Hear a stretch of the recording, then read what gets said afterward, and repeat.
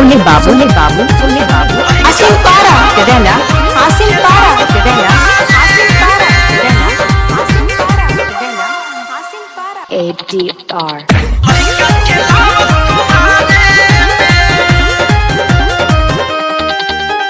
शादी से पहले ना बाके हो छुअले भाग से बड़ा सामान ऐसन पवले एकदम पूरा कागज बनी हो। शादी से पहले ना बाके हो छुअले भाग से बड़ा सामान ऐसन पवले केहू धइले ना बा अखबारी में देखई में लागत है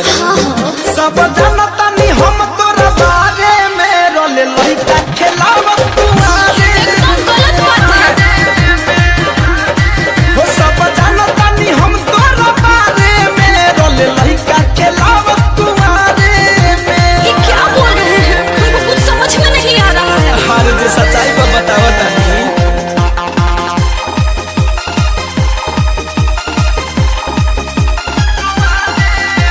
DJ सोने बाबू आसिम पारा केरला आसिम पारा केरला आसिम पारा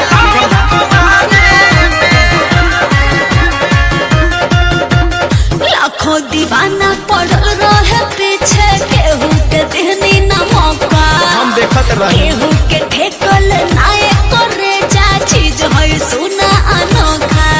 है सामने पड़ल में काहे ला मुंह खोलवावे लो हमरो बात जाइयो भी पढ़ी सत जदी बोलते हम सुनाया मैडम मामला जाई बिगड़ी मजा ले लेने की केहू से आड़ी में अरे माई पिया खोता झूठ बोलावे ना हो सब जनता नी हम तोरा बारे में रोले लइका खेलावत तुम्हारे में हो सब जनता नी हम तोरा बारे में रोले लइका खेलावत तुम्हारे में सुनिए एक बार इस्तेमाल कीजिए फिर विश्वास कीजिए है ना। अरे तुम्हारी साबुन का की तरह के इस्तेमाल करी बाद में विश्वास करिया ADR लइका खेलावत तुम्हारे